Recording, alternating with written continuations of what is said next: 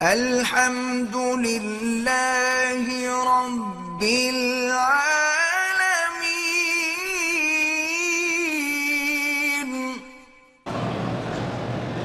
کہتے ہیں جی کینیڈا سے شعیب احمد جعفری کہ حال ہی میں جامعہ بن نوریہ نے ٹک ٹاک کو حرام قرار دے دیا ہے۔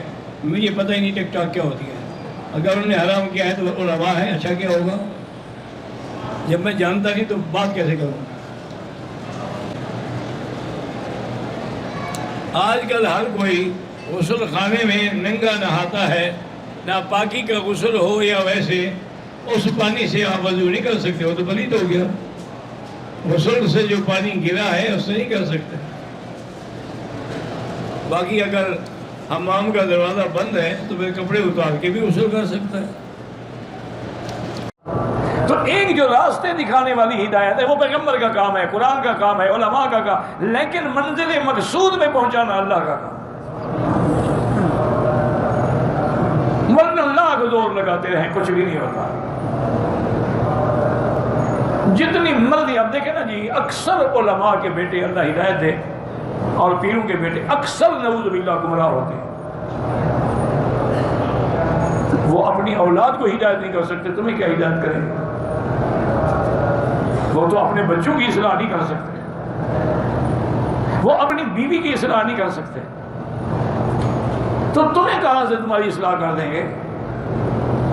اور ان کے نافرمان ہونے کی وجہ جو مجھے سمجھ آئی ہے وہ یہ ہے کہ ہم جو ہماری برادری کا جو طبقہ ہے نا، وہ کھانے پینے میں احتیاط نہیں کرتا۔ کسی نے پیسے دیے جیب میں ڈال دی، پتہ نہیں وہ زکوٰۃ کے ہیں، صدقات کے ہیں، خیرات کے ہیں، ہدیے کے ہیں، آ گئے جیب میں ڈال دیا، کھا لیا۔ کسی نے کھانا بھیج دیا، کھا لے، پتہ نہیں کہ نیاز ہے کیا ہے، غیر اللہ کے نام پہ پکی ہوئی ہے۔ جب یہ چیزیں وہ احتیاط نہیں کرتے تو اس کا نتیجہ اولاد میں نافرمانی آ جاتی ہے۔ اگر آپ کا رزق حلال ہو اور صدقے مقال ہو، کبھی اولاد نافرمان نہیں ہو سکتی۔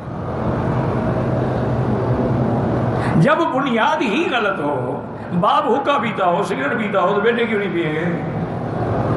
ماں جناب بڑھاپے میں جا کر بھی فلمیں دیکھتی ہو تو پھر بچیاں ماڈل کیوں نہیں بنے گی؟ یہ قاعدہ۔ تو اب مسئلہ سمجھیں، ہدایت کرنا اور بات ہے، ہدایت دینا اور بات ہے۔ یوں سمجھ لیں، انبیاء کا کام ہدایت کرنا ہے۔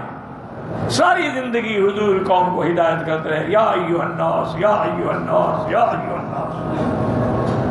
ہدایت دینا الگ چیز ہے، وہ اللہ کے ہاتھ میں۔ نوح علیہ السلام 950 سال تک دعوت دیتے رہے، لیکن کتنے آدمی مسلمان جو ایک کشتی میں آ گئے؟ 40 آدمی۔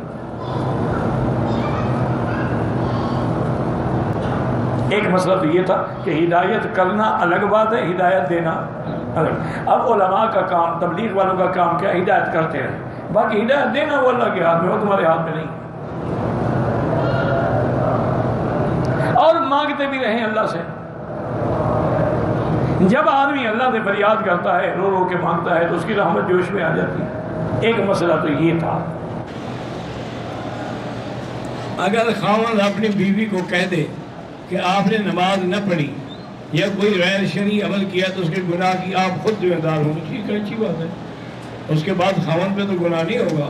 لیکن جب تک وہ بیوی ہے کہ نظر تو رکھے، کنٹرول تو کرے کہ وہ آپ کی بات مان بھی رہی ہے کہ نہیں۔ میں اور میری بیوی ہم دبئی سے آئے ہیں، ہم نے عمرے کی نیت نہیں کی۔